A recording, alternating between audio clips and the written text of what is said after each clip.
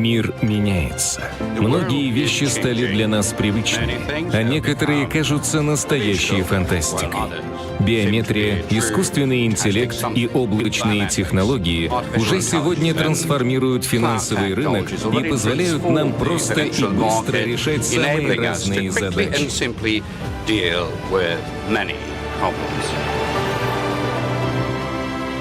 Как технологии меняют финансовый мир и нашу жизнь. Поговорим об этом на форуме инновационных финансовых технологий «Финополис».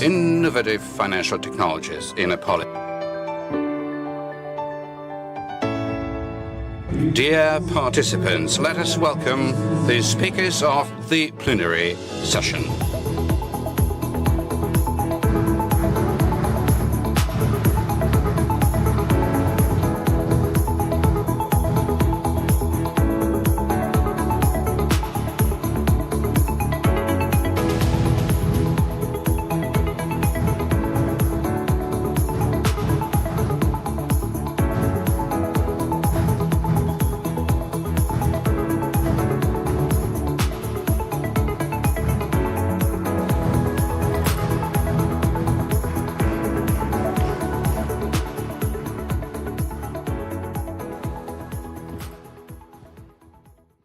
Добрый день, дорогие друзья. Рада всех приветствовать.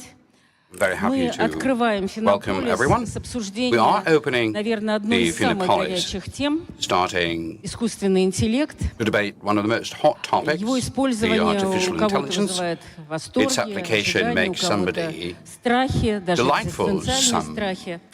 Но надо сказать, что искусственный интеллект, традиционный искусственный интеллект, уже давно применяется, используется, становится все более доступным. Чат-боты, голосовые помощники, они вошли в нашу повседневную жизнь. И финансовая сфера, которая очень восприимчива на стране к инновациям, тоже начинает активно использовать искусственный интеллект.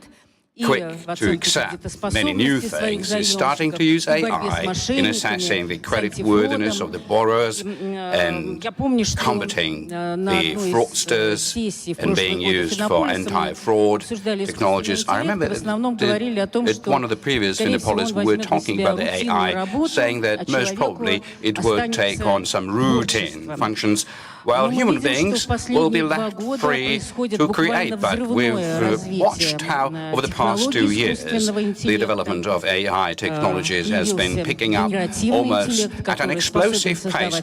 A generative intellect has come to be, which creates various contents, helps to compose music, and develop various program codes. But I should say that in the meantime, this generative AI is the privilege of tech leaders. In this country, these are such as Yandex and Sber, and some others who have such systems, but nevertheless, we do know that life is not standing still, and that there is a lot of scientific debate over the future being the realm for AI or an autonomous AI. And some are saying that this is like the thread of Ariana, which leads us into a bright future, but others are saying that this is almost a wolf wearing a sheepskin to cover himself. But I want to say that this could be a basic technology applied in a broad context of various industries that you can compare with a steam engine, with computers, with things that made up the foundation of the technological revolution. And so today we would like to discuss what that might mean for ordinary people, for the households, for businesses, for the government, and what one should do to make sure that the AI leads to a common good rather than to a serfdom of humanity. We're having Maksut Shadaev, who is the Minister of Digital Development, on the panel with us today. Sergei Sobyanin, the Mayor of Moscow. Herman Gref, Chairman of the Board of Sberbank. Andrey, Kostin, the President and the Chairman of the Board of B2B Bank. And Vladimir Verkhoshinskiy, who is the Alfa-Bank senior Действительно, новые manager. технологии несут Indeed, new вызовы, technologies ставят перед нами много bring вопросов. challenges, raise a lot of issues. Мы знаем, что We искусственный are интеллект aware тоже хочет that есть, AI он питается also большими wants to данными, eat, и вопрос it consumes big качества data, данных, and наличия so данных the question of становится big data and its ключевым для availability развития becomes искусственного the key интеллекта. one for the development of Ставятся вопросы, AI. что будет с Questions конкуренцией. are being asked about Не the future беспокоит ли of нас то, что вот здесь competition. появятся Shouldn't we be монополисты, worried that технологические monopolies will лидеры, emerge, которые the kind of смогут у tech себя leaders продвигать и who использовать will be эти able to технологии? promote Что будет с правами and интеллектуальной apply technologies on собственности? for their good? Что What will happen to нужно ли intellectual обозначать property rights? этические рамки Should для использования one искусственного seriously интеллекта? consider the Что будет с ethical рабочими местами, с boundaries for отдельными active use? What will happen профессиями? В общем, to вопросов workplaces, достаточно to много. individual И, наверное, один из trades and ключевых occupations? So вопросов, there are quite a few как issues, and one of the регулировать, key ones как is регулировать эти how one should технологии. regulate Мы such буквально на technologies. днях в преддверии форума Almost Центральный a банк few days опубликовал before the консультативный forum, the доклад об central bank искусственном published its интеллекте advisory report для on общественных AI консультаций, for и мы как раз public поставили вопросы consultations and о debate, том, and that was что where нужно we делать, как raised регулировать issues about what использование needs to be done, искусственного how one should интеллекта в regulate the финансовой сфере, и application of нужно ли его AI in the регулировать. financial industry, and whether one Будем should обсуждать это с regulate участниками it. рынка. And that is what Надо we're going сказать, to что discuss многие with the market страны players. сейчас And проходят one такие should mention that many обсуждения. countries Вы, are наверное, знаете going и through о such принципах similar ОЭС по debates. использованию You heard искусственного about the интеллекта. OECD Недавно principles G7 for the application of опубликовала AI recently. руководящие принципы G7 also и published the кодекс guiding поведения для principles разработчиков and передовых the систем code of ethics искусственного for the интеллекта. developers Что касается of Банка России, AI. мы And as far as the Bank понимаем, of Russia что is искусственный concerned, интеллект несет being aware риски, that а мы всегда AI думаем о рисках, contains тем risk, не and we're менее always thinking не about собираемся risk, идти, что but называется, nevertheless, огнем и we мечом are на not искусственный интеллект. intending Будем to пытаться искать здесь go золотую against the середину AI with sword and между тем, fire. чтобы We're going to try создать стимулы and для look for the развития этой golden middle технологии, in order но и to защищать create the stimulus for the граждан development of от this рисков, technology, которые but могут simply возникать. protect the Использовать citizens так from называемый the risks that may рискоориентированный ensue подход. and use the so-called Но мы считаем, что с частью risk-based рисков, approach. особенно на первом But we этапе, also believe справится that there сам are рынок, certain risks that the саморегулированием, в market том числе itself will be этическими able to принципами. cope with В through каких-то областях, self-regulation, наверное, through certain возможно и ethos. жесткое In some законодательное areas, регулирование. rigid Но считаем, что его надо regulation should be вводить applied, but we только also believe that после it should be тщательного introduced анализа only рисков after и a после thorough консультации с analysis рынком. of the risk and after Я думаю, что мы все это будем consulting the обсуждать market с players. And so I think that we are going to debate all these issues with the government. And so my first question is Вы to отвечаете за внедрение Maksut. искусственного интеллекта You are in в charge of госуслуги, introducing AI где into уже the government есть робот services. Макс. There is already Государственное управление. Robot Max И в Минцифре в there этом году in даже the создан public governance, and департамент the Ministry развития of Digital искусственного Development интеллекта и has больших set up данных. the Я Department думаю, for после этого AI как and the раз Big дело Data. пойдет после Well, создания I hope that департамента. after the department is Мы fully set знаем, up, что it will правительство really недавно прошла skyrocket. стратегическая And we also сессия heard that по the government recently искусственному held a интеллекту strategic session и dedicated планируется to AI, обновить национальную and it стратегию has развития plans to искусственного update the интеллекта. national AI Поэтому development вопрос, на strategy. каких отраслях So my question is, which are будете the industries фокусировать that you использование are going искусственного to интеллекта. Надеюсь, что concentrate the финансовый application of сектор AI? этому Hopefully the присутствует fin в sector качестве is one of передовиков. them, Как вы as планируете решать one of the вопросы, leaders, and how которые do you многие intend to задают, с solve вычислительными the мощностями, issues that научной many базой, are которые asking нужны для with the развития computational этой capacity and the технологии? Пожалуйста. academic base that is required to develop such technology? Well, thank you very much. Good afternoon, dear colleagues. Indeed, very recently we held a strategic session, which is the kind of a format when various leaders of different government agencies and the chairman of the cabinet and big businesses convene, and we discuss the priorities of the development of different sectors, what should be the regulation governing it. And so we've had such a big session recently where we've very seriously discussed the consequences of the introduction of AI and what needs to be done about it. I can tell you that the focus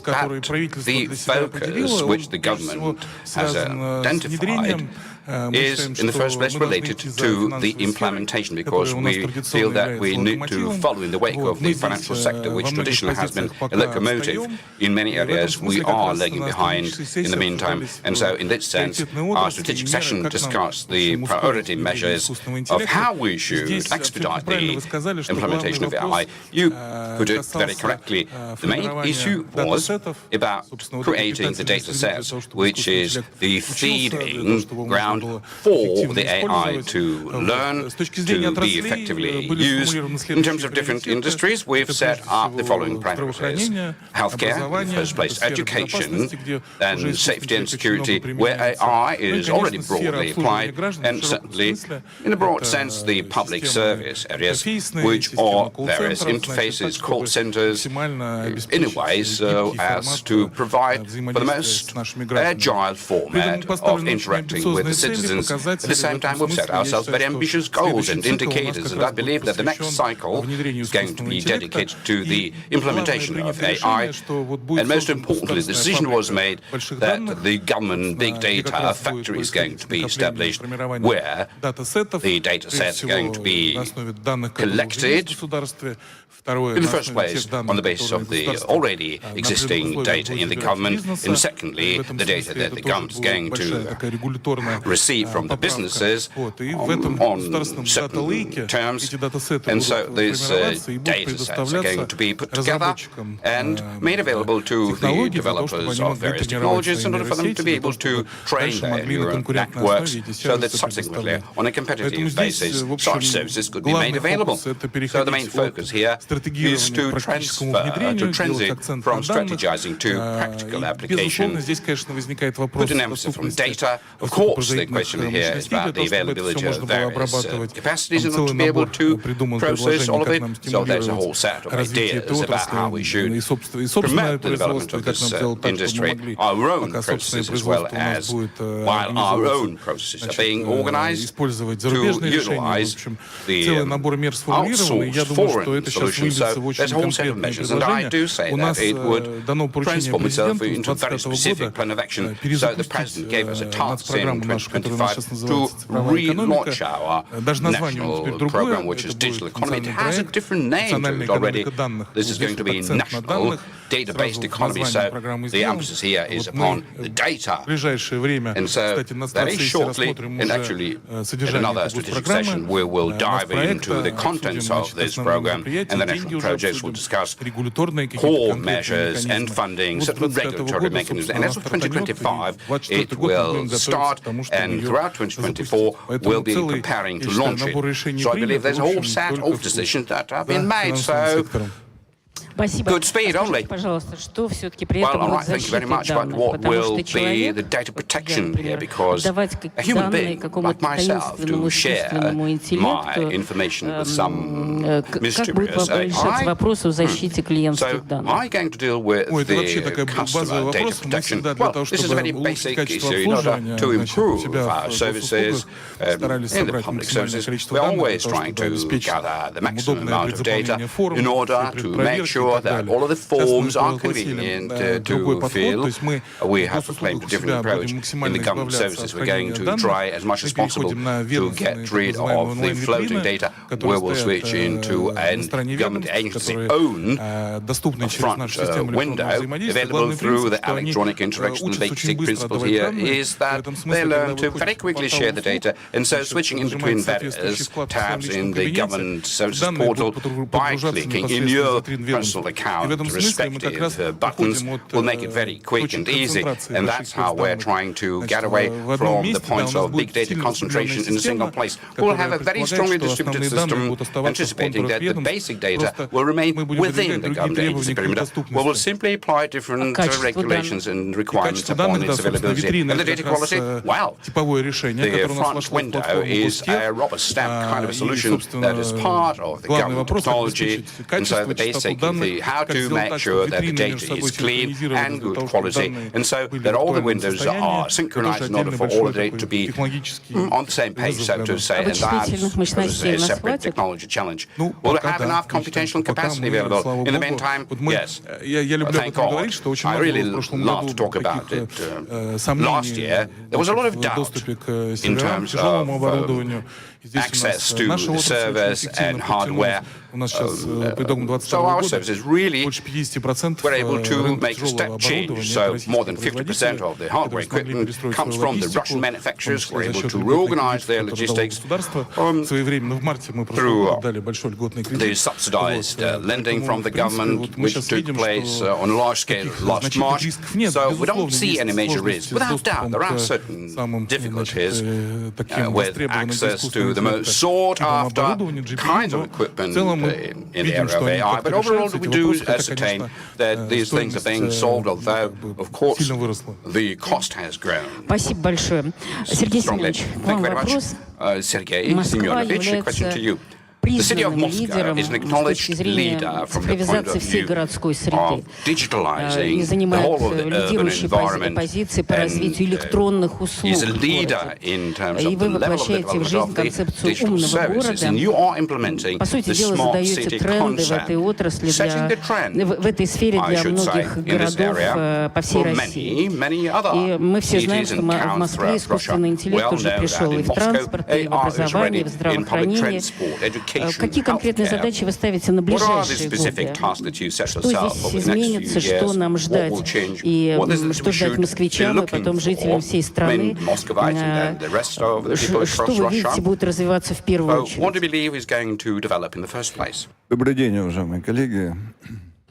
Good afternoon. Maksut Игоревич, у нас уже Mr. Shadaev. нет проблем с количеством данных We и no longer have a качеством problem базами. with the quality of Вот, data поэтому and the мы quantity уже of the на уровне databases. города можем Already at the level of реально the city внедрять itself, технологии, we can которые, может, realistically implement недоступны по всей the стране, kind of потому technologies что which с may качеством данных necessarily be available throughout the whole country. I mean, the data quality is something that still remains because it is not only comes from what the regulation defines, but also from the overall readiness of the whole system to produce such objective data. When we were fighting against the pandemic, we were able to see with our own eyes that an enormous amount of data which was loaded into the federal system not always work correct. And because of that, we couldn't make adequate decisions, or were making those, making a lot of errors. Of course, this is a very basic story as far as the application of AI is concerned. В Москве The city of Moscow обработаны миллиарды фото-видеоизображений, has processed billions of photo images и качество распознавания, over the past few years, and the quality of facial recognition and automobiles has reached 99.8%, so practically 100% recognition. Например, For example, обработка миллионов снимков processing a million of images дает of CAT scans, в среднем on average, правильную диагностику produces the correct kind of diagnostics 96-98%, in an area of 96-98%, там 30 нозологиям дает 100%. Within 30 nosologies, it означает, что has присутствие человека там уже не detection, нужно. Даже когда which means that 98, human being doesn't have to be present there, because when it's more than 98, that would mean that physicians may make mistakes, but machinery produces 100% correct solutions, and that makes it possible to automate such processes completely without an involvement of a human being. And so based on that, I could say that we're now approaching the next stage of the digital development in city and service, city service management. For example, from the point of view of city development and planning, we began with BEAM technologies, which is designing individual buildings in small districts.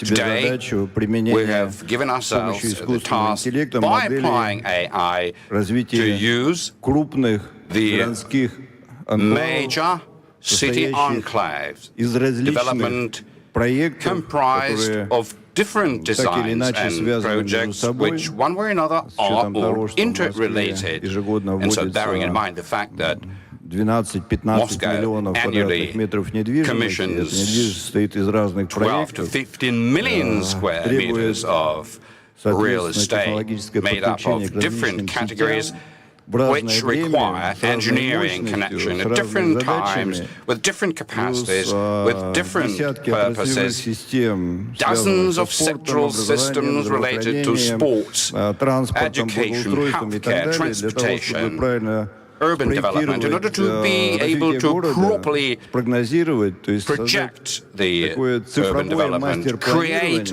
a digital master plan that is non-existent in the world. I mean, there is an individual planning for a certain district in terms of the development or redevelopment, but for an urban environment, once we set ourselves this, I believe that towards the end of next year, we will be in a position to claim that we already have such working tools. And of course, one of the most sought-after stories of where NII is applied, trying to respond to a human need, it is healthcare. And at this point in time, looking at it through the big data, we have digitalized almost all of the patient records in the whole city, even those who are visiting our municipal clinics, private kind of clinics, that the ones that are connected to the compulsory medical insurance service. And the patient medical records, as far as pediatric cohorts are concerned, 100% digitalized. The senior age groups are catching up as well, and the quality of the data is very, very high. Also, an individual can fill the digital medical record with his personal data, like a diary. And so today we can introduce such technologies as a preliminary diagnosis. When a doctor can offer a preliminary diagnosis in order to direct a patient to various analysis and tests. More than 70 million. And so this autumn we have switched over not to preliminary but the final diagnosis on the basis of diagnostic and data, as well as the medical record, which is stored in a digital patient record. And so I would say that throughout the next 12 months, all of the general practitioners will switch to the final diagnosis system, which is using AI, which doesn't mean that the physicians are going to be separated from the process because the quality continues to require additional improvement. 87% in terms of the precision of diagnosis. But this precision comes not as much from various drawbacks in the decision-making mechanism, but rather from insufficiency of information. But as we go further, information will be accumulated, the machine will learn very quickly. And so towards the end of next year, we will achieve the level of 80% of precision and will improve further and further. In some of the nosological areas, the precision is much higher. So longer term is going to be a human twin when we're going to diagnose following not the conditions becoming severer, but being able to predict the future of the course of a condition on the basis of the big data and a deeper understanding of various processes. And this is no science fiction. That is our very near future. And of course, this is one of the areas where we are going to much further improve the quality of healthcare in Russia and elsewhere in the world. So our task is not to lag behind, but rather be in front of whatever this central healthcare system may allow us in terms of the big data and the big systems which make the big city operate. In the area of education currently, the Moscow Digital School contains a gigantic amount of data in terms of the data traffic, Это самый большой вообще информационный поток среди всех which make up the biggest information flow amongst all of the existing information system, which already today enables us to create many good things in terms of the tracking of various exams and written tests involving both teachers and school children. But today we already work on making sure that education is very much individualized for every child and student, meaning that the tasks that an individual should work on very specifically matches the needs and aspirations up to his standard and even above. And that is the kind of thing which is absolutely feasible. Today we're working with the Ministry for Digital Development, the Ministry of Education, and are introducing this system not only in Moscow, but also piloting them in other Russian regions, putting together a joint project under the name of the Russian Electronic School. In healthcare, we are actively cooperating with Sberbank, trying to look into the matters of not only machine learning, but also of generative AI, which might enable us, not might, but I'm sure will enable us to find much quicker solutions. So that is definitely about safety and security. And Mr. Shadaev also referred to that. But today, realistically, the security systems made it possible to tangibly reduce the apartment robberies and car stealing, and by whole margin reduce the traffic accidents. And that is the contribution from new technologies. I can really run a long list, but I simply would like to say that we are standing on the eve of the next stage of technologies which would be deeper integrated into the urban environment, producing more effective outcomes. Thank you very much, Mr. Sobyanin. Could it be that another aspect of this whole development is as follows? You mentioned amazing automation, precision in diagnostic technologies, and the automation which is displacing workforce. But in terms of the labor market, what would you say?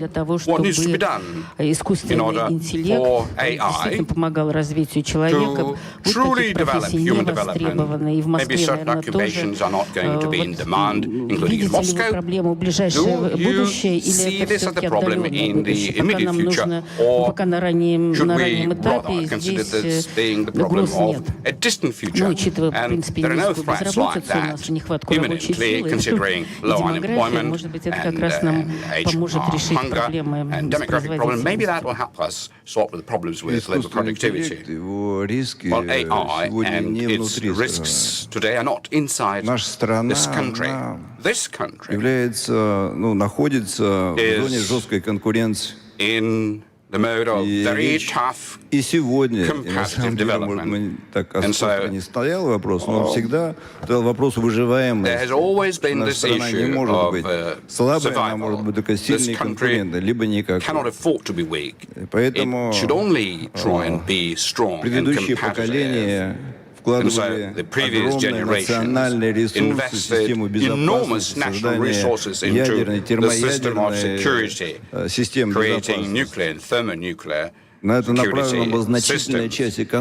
A significant amount of economic product was dedicated to it. And so AI today poses the same kind of challenges, the same kind of technologies, which are going to be applied in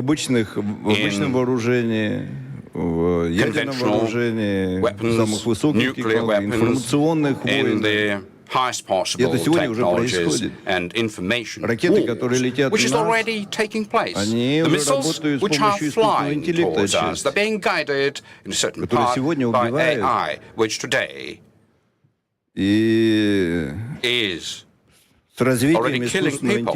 And with the development of AI and information wars, hot kind от of того, wars. насколько мы будем конкуренты, зависит наша выживаемость. И Our нам надо думать survival об should depend этом, upon how не о том, competitive что we are. And that is искусственный what we интеллект need будет to нас think умнее, about, и rather завтра мы than будем AI рабами is going to be искусственного smarter than we, интеллекта. Давайте and мы tomorrow we're сначала going станем to become конкурентами в мире, its а потом уже serfs. думать, Let's как first become его competitive in the бояться, world, не бояться. Надо and then бояться think внешних about вызовов. whether we На should сегодняшний fear it or день not. это Today we should fear проблема external номер один. challenges, and this is problem number И, one for today. конечно, And of course, сегодня мир будет the world во многом in many ways диверсифицирован и will с be точки зрения diversified не today, только развития not only физических from the point of технологий, view но of именно the development интеллектуальных, в of том physical числе technologies, but also искусственного интеллекта. intellectual Вы ones, абсолютно including правильно AI. сказали, So это будет you've put it жесткая very монополизация correctly. этих технологий. It's all about very tough Вы monopolization of знаете such историю, technologies. когда, I think you очевидно, know когда this тоже thing. Иран It's пытался там quite создать атомные obvious технологии, и when что Iran was происходит? trying to produce nuclear Манипуляют technology. So ракетами, what is happening? кому не лень.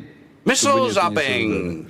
И завтра thrown обладатели at it искусственного интеллекта, если у тебя нет by защиты, every также будут Nick, Tom, and пулять по Harry. тебе, чтобы ты So там ничего не if you don't создал. have sufficient И protection, это не the same thing will какая-то, happen знаете, to you такая if you don't розовая create история с your own конкуренцией security такой and вот. protection. This is Посидели not в some зале, kind договорились, of это an жесткая imaginary конкуренция, мы должны это competition. This is a very real kind of a tough competition. Да. We must be aware of it. Действительно, нам, наверное, Well, yes, предстоит очень indeed. I жесткая think we're in конкуренция for a в very, этих very сферах. hard kind of competition И, in such areas. Может, с точки зрения maybe from монополизма this в стране, viewpoint, внутри страны, мы же monopoly говорим, внутри inside the страны country. конкуренция. We are Для talking того, чтобы about конкурировать на внешних competition inside рынках. this country to be able to compete in the external market. конкуренцию. Well, I mean, you shouldn't Москве, по крайней мере, allow финте. for the competition to become stronger Герман in Оскарович, Moscow beyond what Вы is известны appropriate. как сторонник широкого Gref, применения искусственного You интеллекта, are known as the причем champion не только for в the бизнесе, но broad и в application государственном of AI, not управлении. only in business but И also in активно the public используете же service area, искусственный интеллект and you're во всей already экосистеме actively applying Сбера. AI in the Совсем whole of недавно these вы various представили большую ecosystems. языковую модель гигачат, и Recently, таким you've образом Сбер introduced стал a одним big из лидеров в language области model, генеративного искусственного Bigger chat, интеллекта. and so how Sberbank Поделитесь, became для каких such a задач вы prominent это player in the применяете, для generative каких AI. конкретных задач вы What это are the используете, либо purposes это that you are просто using взгляд it в for, будущее, либо or вы is it сейчас just уже это you применяете. trying to look into the Какой future? отдачи вы ожидаете, как maybe you're already это может повлиять на actively using it. бизнес-модель и How в целом can this на ваши планы impact по созданию your business model экосистемы. and your general plans to develop your ecosystem further? И вот Сергей Семенович про жесткую конкуренцию сказал, Mr. если вы Sobyanin тоже here добавите mentioned про tough competition. жесткую Maybe you should конкуренцию also в этой say a word сфере, about есть она, вы a ощущаете, tough в чем она competition in this проявляется. area. Is it Для меня there? было Do you бы всем feel тоже it? How интересно. does it manifest itself? I'm sure that we'll be interested to hear Спасибо большое за this ваш from you. вопрос. Thank you very much for your Если, question. Можно я немножко развернуто скажу If I may, относительно I того, что should мы делаем с искусственным интеллектом. Мы speak about what we do with AI in a broad terms. Of course, we conditionally have split our whole effort over AI into three stages. The first one, when we basically started working on it in an active approach that was 2012-2013 up to 2017, which was the delivery of the basic processes when we're trying to think about how we can use AI actively in our processes. Now, throughout 2018 to 2022, that was the period when we were actively investing and building AI into our whole business. And the main metrics was for us to develop the situation when 100% of customer journeys have AI built into them. And basically, by the beginning of 2022, what we had was almost 86% of all of the customer journeys in Sber had the inbuilt AI. In 2022, happened what happened exactly 12 months ago, in the end of November 2022. A small company, OpenAI, announced a new breakthrough. But basically, they didn't do anything much of a breakthrough apart from one thing. They changed their approach. And that was when basically a new era of AI started. that forced us to seriously reconsider our whole strategy. And so it was almost yesterday when at our advisory board we endorsed our new strategy, which is radically different from everything that we have been doing so far.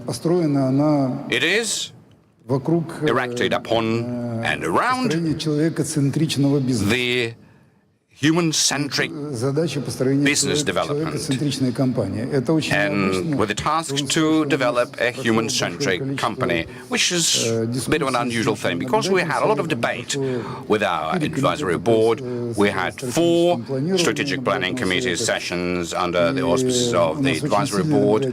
We have a very professional and strong advisory board, considering such fact that there was a lot of criticism voiced, but eventually we arrived at a consensus and the strategy was adopted. But of course, throughout 3 years, which was the period for planning such a strategy, it was impossible to implement what we call a human-centric organization, a person-centric organization, because there's a lot of people who are talking about it in the world. But in the first place, this is a rhetoric which applies to the public entities, nations and cities, but not a single commercial company has been able to announce that it has fully implemented it. I believe that we're going to be the first one, and we will collect all the bumps and hits along that journey, but nevertheless we've set ourselves this super ambitious task, and that is exactly something that drives the whole team forward. For example, I will give you a case. I think Mr. Sobyanin mentioned healthcare, and it is exactly the best way to demonstrate it, because we're always saying that AI, basically, the traditional AI, made it possible to create a patient-centric approach in healthcare. The generative AI, not only it has opened our approach to general intelligence, developing the common AI, something that could have been irresolvable. Our president announced it in 2019 during the conference that Sberbank held about AI. A lot of criticism we heard then that such serious things are being discussed at such a high level that was not serious. But 12 months down the road, everybody started talking seriously about it and saying that in between 2030 and 2040, this is something that definitely will be done. Previously, we heard that it could be done only by 2060 or 70. Now, what makes the difference between the human-centric approach and business and patient-centric approach? The patient-centric approach means that everything revolves around a patient. A patient comes to a hospital and very quickly gets good quality healthcare. In Moscow, currently, that has been already achieved at a very high level, so one should definitely grant Moscow that it's really moving in big strides towards such a result. And so everybody is following Moscow's suit. Recently, we went to the Sakhalin Island. There, the authorities have done so many good things in improving the local healthcare system. Now, the human or person-centric approach is measured in a totally different way. The biggest objective is how one should do it so as not to turn a human being into a patient. And the basic and the topmost KPI, whether a person has become a patient or not, that changes an approach radically, changes the motivation that the doctors are following. Let me not hypothesize on it further, but this is a super difficult task. But considering the current technologies, including the generative, multimodal, big data solutions, this technological foundation is ready. The models are not yet ready themselves, but the basis is there. I don't know, maybe 3-5 years are required in order for us to implement it fully, so we must not lag behind. And so I believe that in this area, there will be a radical change applied to the business models that all companies follow in the world. And of course, that, amongst other things, and in the first place, applies to the fintech and financial sector. So the last stage that we're currently going through, 2023 plus, that's what we describe AI as the foundation of the business model. And of course, that changes very strongly everything that we've been doing so far. And introducing traditional AI, we've got great benefits. For example, we're the only entity in the world which is capable of issuing a loan for legal entities on the basis of everything that is being done by AI. We've got compliance officer in the form of AI, and so it takes just 7 minutes. So today, almost 60% of all the loans made available are made available without any human involvement. That doesn't apply yet to such products as project finance and so on and so forth. But whatever we describe as plain vanilla thing is being done just like that, up to 60-70%. And then we're aiming for 100%. Mr. Gref, indeed, you've been applying traditional intellect for so many years, but generative AI, how are you going to switch it into the business model? Well, thank you very much. But let me just finish with just two things. As far as healthcare is concerned, Mr. Sobyanin, I think, was very shy in telling us what he's doing, because whatever the city of Moscow is doing has a radical, important meaning for the rest of the country. For the past 5-6 years, Moscow has done a lot to purify the data sets. 4 billion of them. We are collaborating with Moscow very strongly, and this has been made available to us to work on such a thing that introducing 3 diagnostic journeys, and that has been introduced in all of the Moscow clinics and hospitals. So an enormous job has been done. About 12 million diagnoses have been given last year throughout the previous years, and that made it possible to develop the next level of modeling. AIDA was the next one that was introduced as of September this year, and that is where there are about 86 different diagnostic journeys which cover almost 75-80% of all of the patient calls in the clinics. But as of December 1st, there will be the model with 355 of them, and that is a radical change.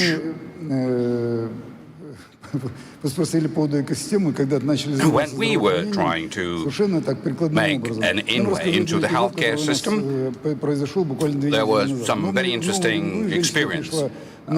Almost a month ago, a female patient came to our section, to our department, and the client manager saw that she was very upset and very nervous, and she was talking with the phone, complaining that her baby had a fever. So the manager asked her, "What's going on?" And she said, "I've got two-year-old baby, and for 2 weeks in a row, she's running a very high fever, and the doctors cannot properly diagnose what is the problem with the baby." So she immediately connected her with Sberbank Healthcare, the division of our bank. They uploaded all of the tests there, and using AI, a diagnosis was made that 80% probability is that it was the Kawasaki syndrome, which ends up with an fatal condition developing in the baby's organism, and that just several days were left for the baby to remain alive. So the recommendation was to immediately go and do the CAT scan, and the immunoglobulin was applied as a result of it, and so the baby was saved against the situation when just 2 days were left for the baby to stay alive. When such situations happen, that stimulates the whole team. Even if one life can be saved, it means that all of the money that we invested into this particular solution are justified. But again, it is only possible once such models and infrastructure, yes, they are important, but when you don't have pure data, particularly in healthcare, it would be impossible to do it. And so this kind of collaboration with the city of Moscow government is the key one. Now, as far as generative models are concerned, we are now switching everything to generative AI, including the new generation, like Mrs. Sobyanin mentioned. Yes, already big linguistic models and generative models are in the base of that. That will take a few years. I mean, to complete it 100%, particularly to achieve the necessary level of precision in healthcare, that is indeed very crucial. But we do see a colossal benefit in that. Well, certain experts I see here in the room, Vladimir, He is one of very experienced experts in risk management. Our models were working very fine. Our Gini, jumped up almost 20 score points, when before that we thought that would be impossible. In as far as NPL is concerned and the cost of risk, these markers are going down. Now, what Mr. Sobyanin said about the OpenAI, that is the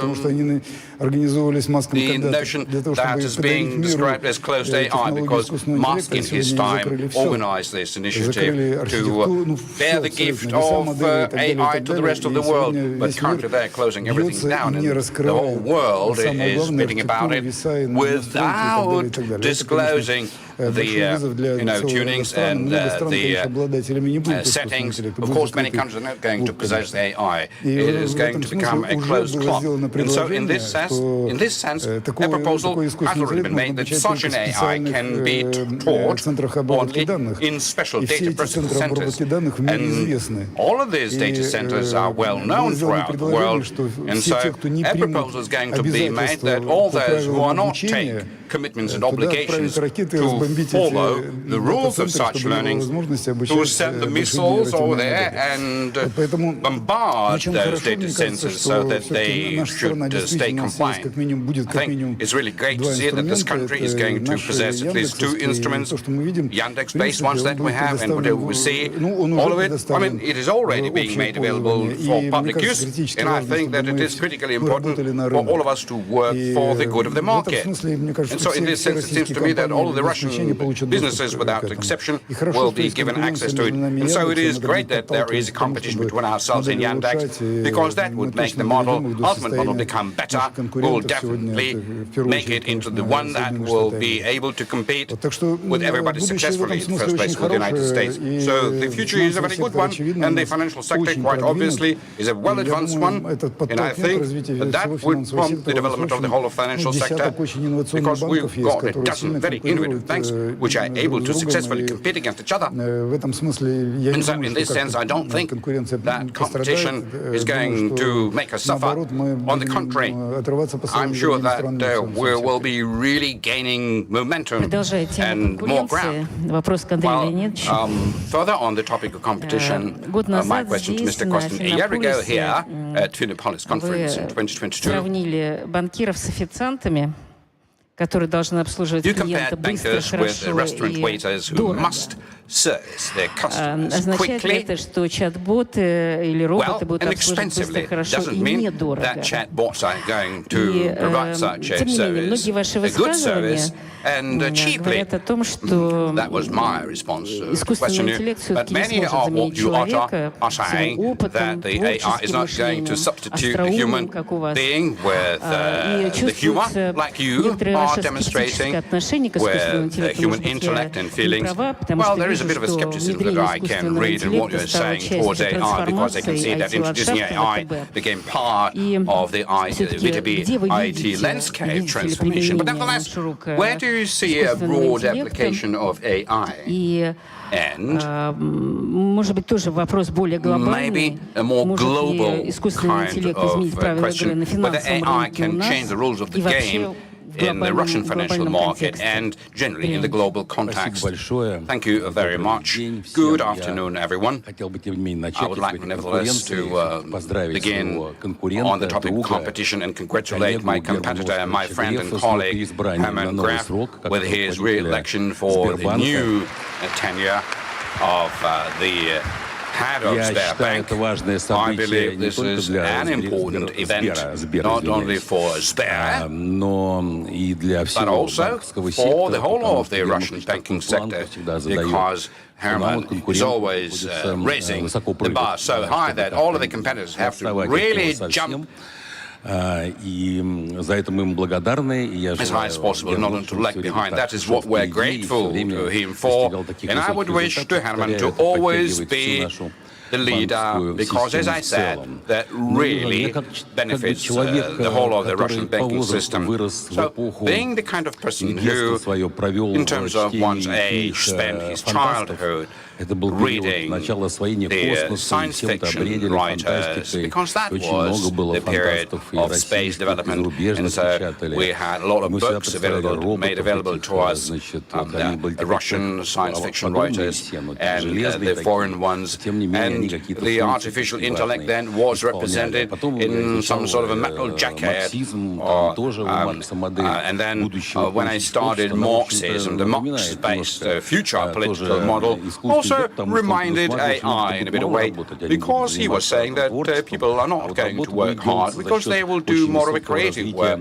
But the everyday run-of-the-mill is going to be done by developing productive forces in different ways. So yes, we have approached the kind of a stage where we started mustering at this stage this infamous AI. And I believe that this process is something that one can like or dislike, but it is taking place and it will continue doing so. And there is no getting away from it, no matter what we want.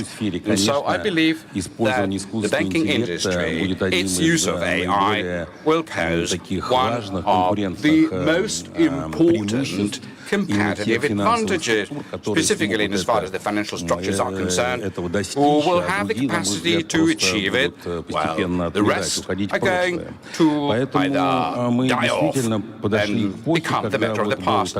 So we have truly come to the era, I recall, that famous childhood movie, The Adventures of an Electronic Boy.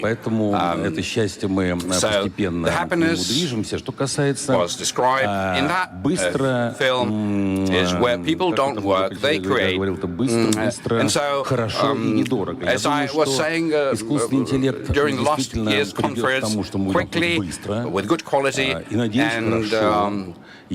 maybe not so expensively, if we design and construct it in a good way. But in as far as not expensively is concerned, I want to say that we have to invest big money into modern technologies, including AI. Our budget next year has 160 billion of investments, and to a very large extent into AI specifically. And so I think that the rest of our colleagues, if not more than have such funds allocated for this on a comparable level. And so I would like to respond with a question to the question from the Central, because all of these investments are considered to be non-tangible ones, and so we need to somehow continue investing into it, and so how it is going to be accounted for. Going back to the Basel principles, because the supervisory authority in Europe, which is believed to be suffocating the future of the banking system, offers a term of 3 years, something that we haven't been able to get from the central bank. All right, we'll start moving towards the city of Voronezh. Well, definitely, this is something that has come up. Yes, so in the meantime, it's going to remain expensive, because we need to somehow recoup such investment through quality. So the formula remains as it used to be, but in the future, definitely, we will try to make it cheaper, like Mr. Gref used to say, and even today he mentioned that Sberbank is making now more than it spends. We haven't yet reached this particular capacity. We are continuing to invest, and the process is rolling on. Today, certainly, many areas are already covered by it. This is the retail business, brokerage and asset management, where we are introducing AI more speedily. Like Mr. Gref said, that the corporate business is going there. But in my mind, we are still going through a weaker phase. We're just starting to pick up pace towards a stronger phase. of AI, like Mr. Gref said that they were the first ones who created the linguistic systems, which is the next stage, next step. That is what we're going to go for. But currently, I wouldn't really mind any sort of risk that would create a serfdom for us. I mean, technology, and I very much agree with Mr. Sobyanin. Irrespective of all kinds of London-run fora, and in the current world of conflict, to achieve some kind of a global regulation of the rules of the games in this area, it would be like in the nuclear energy sector. We have created it, but it is being limited for the civil purposes in a very limited way. I mean, and primarily in Russia, we've got nuclear energy production, we've got nuclear-powered ships like the icebreakers who traverse the spaces of the Atlantic Ocean. But throughout the rest of the world, whenever we talk about nuclear energy, it's more about the nuclear weapons. You can consider it to be a weapon of containment, but still it poses a very big threat for the whole humanity. And on the other hand, certainly... What kind of risk? There are certainly the risks that such processes may get out of control. Actually, this is the first human product that we cannot fully understand the decision-making process, like in the joke, when a man bought a robber woman in a sex shop within artificial intellect, he comes back a week later trying to give it back and get a reimbursement, and the salesperson asked him, why are you bringing it back? And the man said, well, I'm asking her to give me what I want, and she continues to refuse us to. So, you see, so today, we need to make the system into a sovereign one, and Mr. Sobyanin was very correct. We need to avoid the kind of an IT industry development when we don't have enough hardware, and that forces us to run additional costs because we have a big import substitution program. The central bank should also take this into account. But outside of being skeptical, we need to develop, we need to move forward, we need to catch up and take Sber over, which is almost impossible, but also try and exclude human errors. And in the end of the day, that is going to be the new stage of the technology development, where we're going to come up to have a new system. And thank God the financial sector in Russia is very well advanced, where we're definitely are not behind the best possible global excellence in the Western banks as well. Thank you very much. Well, definitely AI is not going to displace human humor. Вот Alfa-Bank, ему приходится продолжать тему конкуренции, жестко конкурировать с банками государственными. И я знаю, что вы ставку делаете в том числе на технологии, да? Но вот вы недавно сказали, что языковые модели типа ChatGPT могут в течение 5 лет заменить рутинный труд, но высвободить до 50 тысяч labor and free up to 5,000 people currently employed in the banking sector in this country. But alongside with that, we understand, and this is something that Mr. Kostin mentioned, that the development of AI requires some huge resources. So my question is this: understanding that competition is there, that we need big resources, how do you intend to go about developing your own generative models, like in the case of Sberbank, or maybe you're going to collaborate with other banks? Do you consider, amongst other things, to use Sber's services or B2B bank support, how that may affect your business model? Good afternoon, dear colleagues. Good afternoon, Elvira Sahibzanovna, thank you very much for this question. With your permission, I will start from a bit of a distance by way of an introduction, because I believe it is important to be able to answer your question properly. In the current environment, in terms of what is going on. In Russia, we not only have to maintain and sustain our economics, I believe that we need to strengthen our global economic position, to expand our presence in this competitive world that Mr. Kostin and Mr. Sobyanin referred to, and truly become a global economic center. This is the only way that we will be able to further develop our economy. No matter how unexpected this may sound, I would say that it is AI, to be more specifically generative AI, gives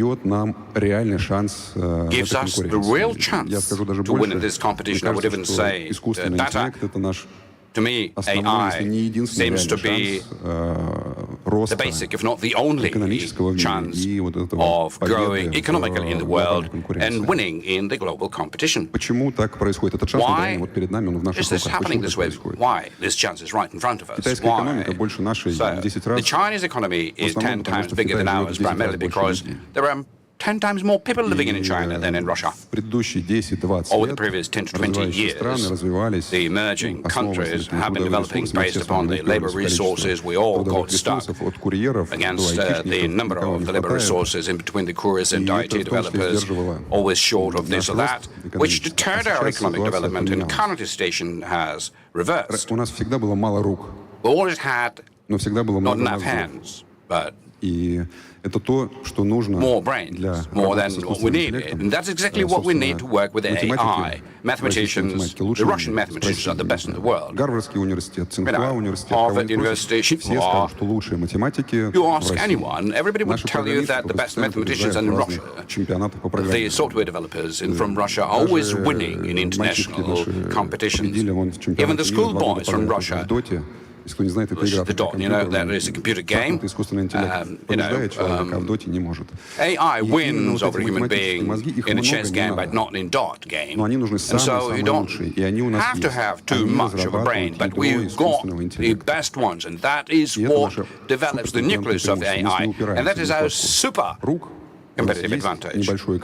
Yes, we've got a certain amount of the best brain in the world.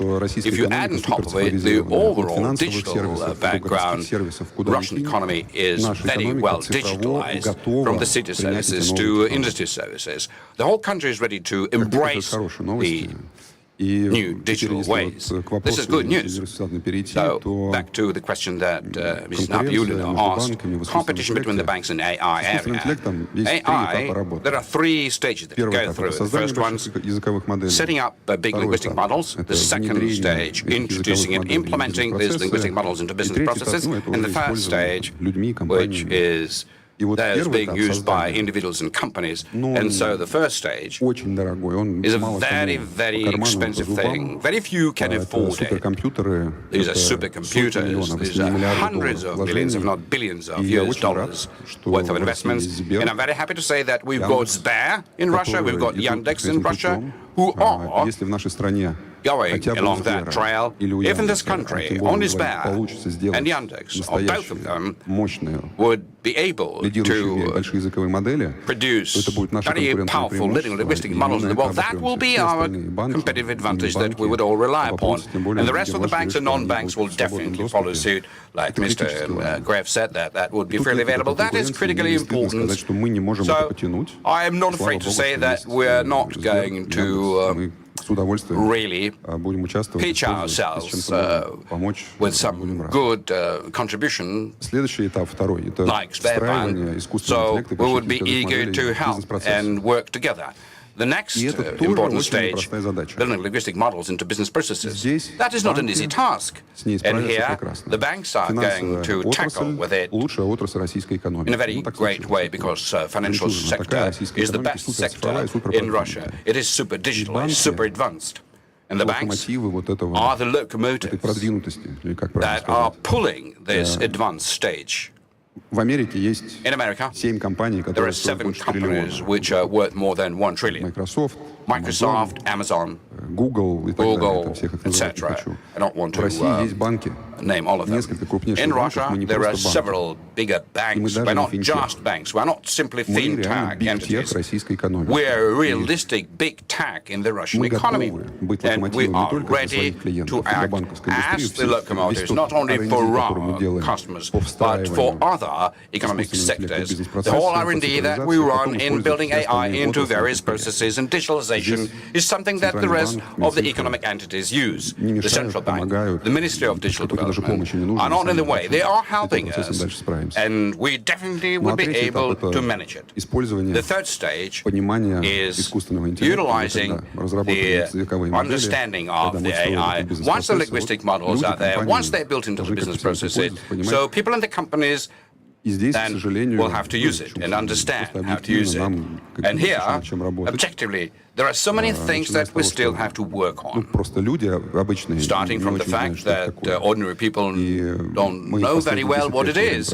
Over the past 10 years, we've been talking about financial literacy, that every school person, student, that every household we should know what it is, and so we need to now go with this financial literacy, digital literacy into the general public and introduce changes in the education. You don't need to train the IT people how to run and develop software. In 5 years' time, that is not going to be in demand. It's like back in the 1990s, I remember, when everybody dreamed to become lawyers or economists. Now, in the middle of 2000s, the lowest paid occupations were lawyers and economists. So you should train IT people not to program with Python. You need to train them in what comes next. And here, taking the opportunity of this high podium, I would like to boast a little bit. One thing is the government initiatives that definitely should take place here. The other thing is our private initiative, which we describe as Alpha Generation. There is such a scientific term, Alpha Generation, that people who are senior than 2010, we couldn't but try and use this coincidence. So we launched a program, the All Russia program, with several hundreds of educational institutions across the country, where we're going to promote our knowledge and our experience in among the educational institutions. That applies to the federal higher educational institutions, such as FISTAC, the Bauman University, and others. Our experts are going to lecture and teach. I think we have Alexei Kashirin. Could you please show yourself up? Our head of the Advanced Analytical Center, the best head of the AI department throughout the whole Russia. Not only Alexei, but people like him with this very high caliber of knowledge and experience. We will go into the regional educational institutions as well. We will try and cover more than 300 of them. We will invest money and time into it, and our very much real artificial intelligence. And that is going to be our contribution into the Russian economic development. Well, thank you very much, Vladimir Vyacheslavic. Inspiration is said that we have everything that we need and the basis and the inspiration for the development of AI. We don't have too much time left, so I have one question to all of the panelists. Please give me a quick answer. What, in the first place, the government should do in order for Russia to be amongst the leaders in the area of AI? What is the most important thing? I mean, we've discussed many aspects, but what one should focus upon? Mr. Gref, let me begin with you.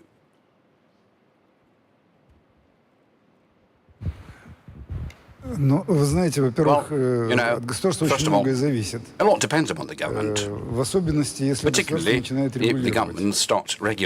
Поэтому первое и самое главное — это постараться эту сферу не регулировать. Это самое большое, что государство может сделать. That is the most important thing that the government can do. Yesterday, the central bank published its approaches to the AI policy. It seems to me that There is a very sensible concept, risk-based approach, but avoiding overregulation at the same time. We do see cases when United States and China use AI, and alongside with it, create all of the terms and conditions for its development without over-regulating. We also witness the European approach, where there is a digital directive, and then the principles of regulating AI, which essentially eradicated the future for the development of AI in Europe. And so many major companies and businesses today are trying to relocate themselves outside of the European Union jurisdiction. So it is crucial not to repeat this mistake.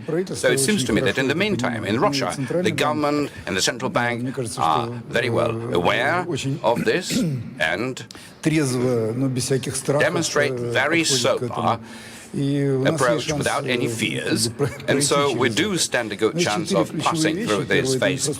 But there are four key things. Infrastructure, like I previously mentioned, that we need to build capacities. We're a bit behind the Americans in terms of the capacity availability.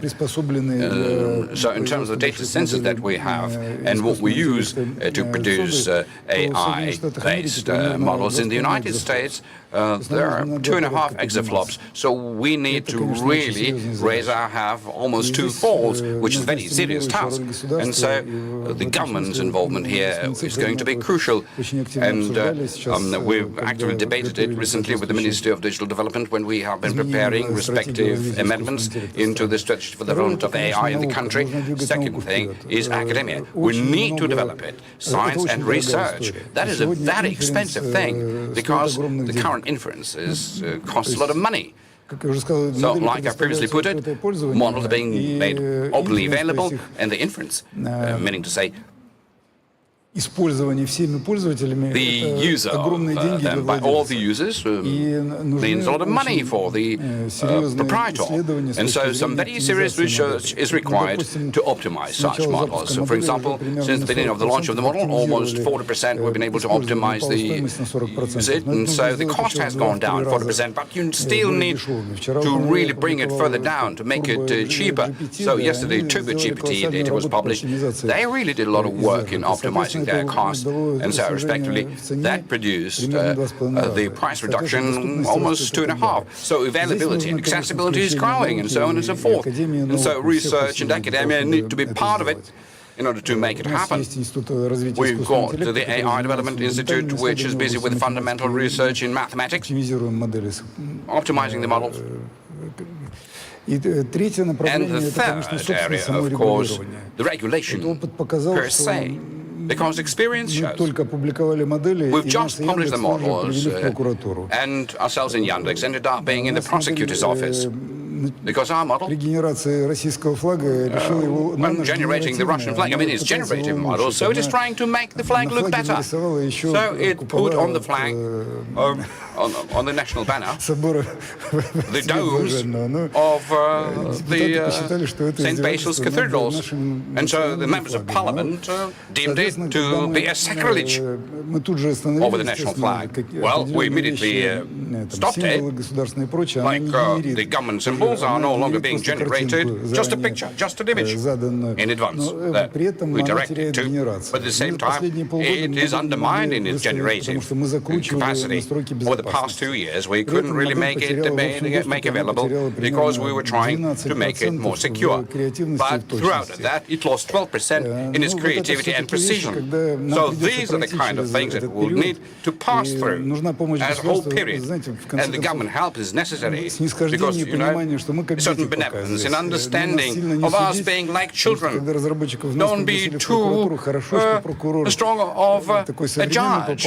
Well, I mean, when we ended up being in the prosecutor's office, you know, it was our luck that the person in question was a contemporary one, an understanding, because it could have been otherwise. So, the kind of support that we are expecting from the government, that technology is moving in mysterious ways, it won't be possible to do everything without mistakes. And we will track on all the possible whys that there are out there. But it seems to me that in Russia currently there is a very proper kind of an environment. And as I said, no single company will be able to do it. What would we do in healthcare without the government of Moscow? Great, strong support. The head of the cabinet is also looking into it. The president every year participates in the Artificial Intelligence Conference, and that demonstrates the importance from the government level to everybody involved. And so I believe that this kind of collaboration, Vladimir was very correct, that we need to unite, because we will still have to compete against each other, not in creating big models, there are not going to be too many of them, but in the way they're going to be used and applied. And that will be the biggest kind of art, because I believe that the little banks still, they are faster, they are more agile, and they're definitely going to be doing something bigger than the big banks, and faster. The Softcom Bank, for example, Alfa, VTB, very strong and nimble competitors. They are starting and learning things very quickly, so competition is what makes our industry very interesting. You know, if somebody will become just a single master, will start teaching everyone, I think the interest is going to be lost. So, moreover, we've held a big conference, and as agreed previously with central banks, we opened up all of our products, which we previously had never shown to the other banks, which we thought would make sense, particularly because of the sanctions. So we share all of our products with the rest of the banks. We collaborate very strongly. Mr. Shadaev, from the point of view of the regulation, we believe it is very important to identify a balance so as to get rid of the barriers which nevertheless exist on the way for the AI to be introduced, but at the same time avoid the trap of excessive regulation, because here things can only be spoiled. Second matter is personnel. Like Vladimir put it, we definitely need software engineers, but we do need a kind of an elite that is going to push everything forward. We need to, graduate 500 individuals a year, the top of the top, who will then push AI as the big technology forward. The third thing, our legal, car will need to connect to your locomotive, and so in educational healthcare and in other sectors, keep on introducing such technologies by eradicating public fear of it. Like the second opinion in AI, it helps to decipher the computer images, and that all improves quality. And in terms of the market, we need to build big government data centers, providing free competitive access to such data centers, so that the software engineers could work and compete against each other to provide such services. Moscow demonstrates a very correct approach. Mrs. Sobyanin failed to mention it. All of the software developers are able to use their technology, and in the competitive model, the one who creates the better kind of a technology for recognition gets paid. Thank you very much, Mrs. Sobyanin. Are you? Yeah, it's a very difficult question it is. 6 people are on the panel, 5 represent the government, and they are saying, well, you go and compete with each other. Mr. Shadaev is saying, what kind of competition do you mean? I mean, the government is up there, somewhere lower level, so why should we spread the money so thin? Let's create the vertical kind of a system, and the central bank will say, hey, banks, what are you trying to do here? Let us, the central bank, do it for you, and then you just use what we produce for you. So, well, there is always a temptation to do it this way or that way, and that makes sense, because without different approaches, without competition, even pseudo-competition, and as far as the government structures or quasi-government structures are concerned, there should be work done on a systemic basis, because in terms of the public governance and AI, there is a certain common opinion that The region that has more entitlement and rights is able to demonstrate much faster economic development. Because in the government, there can be just one person who will think that he should be managing everything, but that can't happen that way. We're all human beings, and all of us, in their respective locations, want to make sure that people have a better life and better future.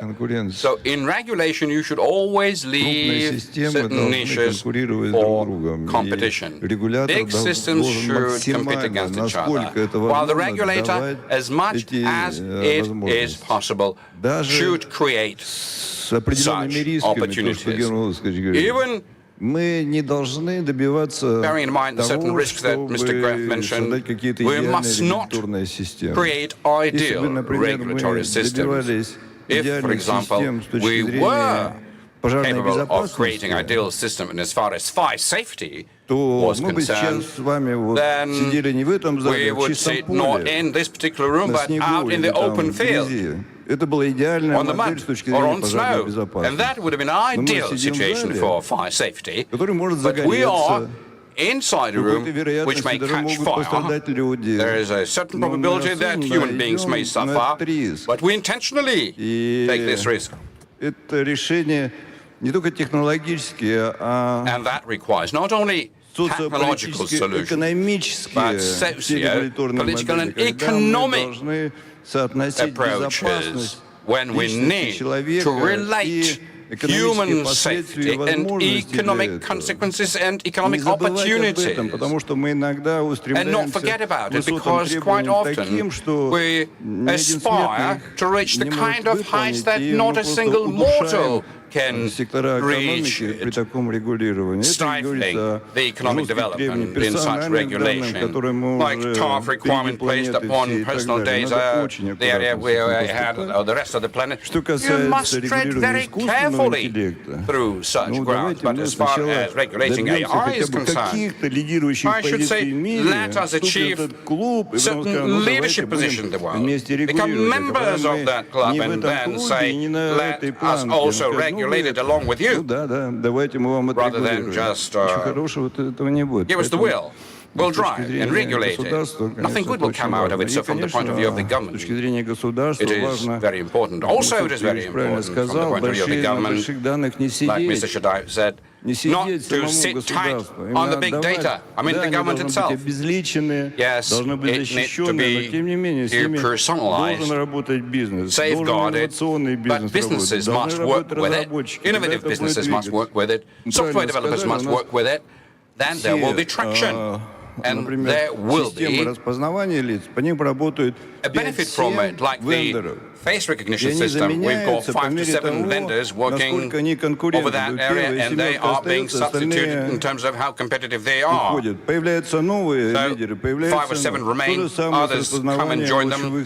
Same applies to the scan image recognition and other systems. It might be expensive, you might think, for the government to work with 3 to 5 vendors, but they create the kind of competition that the payback here is simply huge. Thank you very much. Mr. Kostin.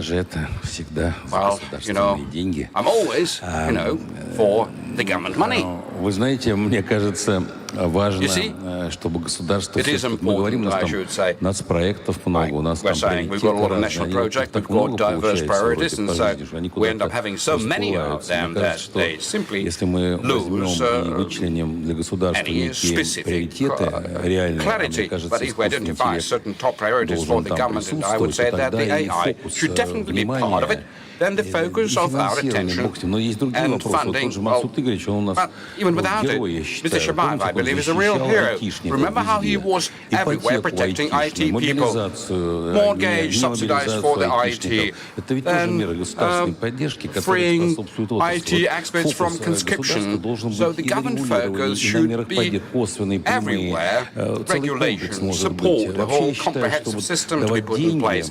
As generally, I would say, just to simply make money available, because I'm already have certain understanding of the manufacturing sector just to give money is bad. But to place a contract with a manufacturer is good. For example, if the government would offer a contract for low-orbital satellites, Sberbank and us will be eager to do it all. Just give us the government order, don't give us money. So the same applies here. If there is something that we believe is so important, the government should be playing a certain part in it. And there's a number of other matters and issues. Not necessarily you need to allocate money directly, but indirect support, like contracts for certain key things, that's what we should do. Of course, it means really huge investment and funding, like Mr. Gref said, Academy of Science and Research and so on and so forth. But overall, that should become the priority in the development of the Russian economy and society for the forthcoming decade. And we can clearly define it as such, and then everything is going to be all right. Thank you, Vladimir. Well, myself, as an optimistic person, I would join in the call for not to abstain from over-regulation. But on the specific question that you raised, digital literacy, along with financial literacy, should become a general educational doctrine. It's not a very complex and difficult thing. It will take some time. But in terms of the specific idea, Mr. Kostin made me think about it, and sorry for infringing upon Sber's territory. 2 days ago, during the AI presentation, GPT-4, 2.4, have you seen? If you haven't, make sure you do, because we need to catch up with that. I suggest that we should leave part of our dividends to Sber. I'm not joking. Let Sber produce GigaChat. Otherwise, we will lose in this competition. We will be in the tail. Currently, it is very expensive. It requires a lot of spending, and the gap is going to grow. So, Sber investors, if they lose a little bit on their dividend, they would gain more on Sber growing on its capitalization as a high-tech digital company. Every major bank is what I would make responsible for some big asset. I will have shipbuilding, Sber will have AI. Like, for example, in Belarus, if you're a bank, you are sponsoring a collective farm on a compulsory basis. One of the secrets of economic growth in Korea, South Korea, is the so-called chipole. That is when the government, to some really cool businesses and conglomerates, has given a specific task to Samsung, LG, in terms of the industry sponsorship and mentoring. Yeah, so the main thing for the government to do is to identify the business responsible for a specific business and set up a commission and set up a government commission to govern it. Well, dear colleagues, dear friends, let us now wrap up. Thanks very much to all of those on the panel for this conversation. I do hope that those of you in the audience, I'm sure you felt that this is a crucially important topic. At least my feeling from what we spoke about is that we have a very sober, very common sense attitude towards AI. We understand the future, we understand that there are risks, we see the barriers, we also understand that we have the foundation for the AI development and the necessary steps that are being made. And by the way, what Mr. Sobyanin mentioned was very important. It is crucial. The education of AI is the issue of our ability to survive, to compete, and that will define the priorities of the nations. And as far as the government priorities are concerned, and the regulation in the financial area, I heard what your expectations are. And I agree that one should not overregulate. Definitely not. Maybe some of you may recall then when we started many years ago this Finnopolis conference, and that was the period when fintech was just developing. We also selected this kind of an approach. Why should we regulate the risks which yet haven't emerged? I understand every regulator has this temptation. God forbid something will happen. I do know it. But then the threat is that the technology development is going to be curtailed. And the fact that our financial industry is so well advanced is the outcome of our reservation in terms of regulatory approaches. There is also a consensus that on the one hand we need to concentrate resources and cooperate, but competition should also remain in terms of the access to big data, without which we cannot sustain ourselves. Also in terms of the government contract in the future. I believe it is also important for the systems which use AI. So, a lot has been correctly stated about infrastructure and personnel. The government strategic session, I'm sure, looked into that, and the plan is going to be updated based on that. So I hope and I count upon our financial organizations and this country's financial industry, as has been in the past, will remain as the leader in using AI. But we will also cooperate with other sectors, because I believe it's not going to be possible without it. If we specifically talk about individual-centric kind of an approach, whenever we talk about a person, then we definitely see that it is very important to make it that way. I'm glad to say that we've started this year's conference with this topic, because you cannot slow it down, irrespective of any fears. So great many thanks to our panelists for making the contribution into this debate. And special thanks to the moderator, I think we should all offer.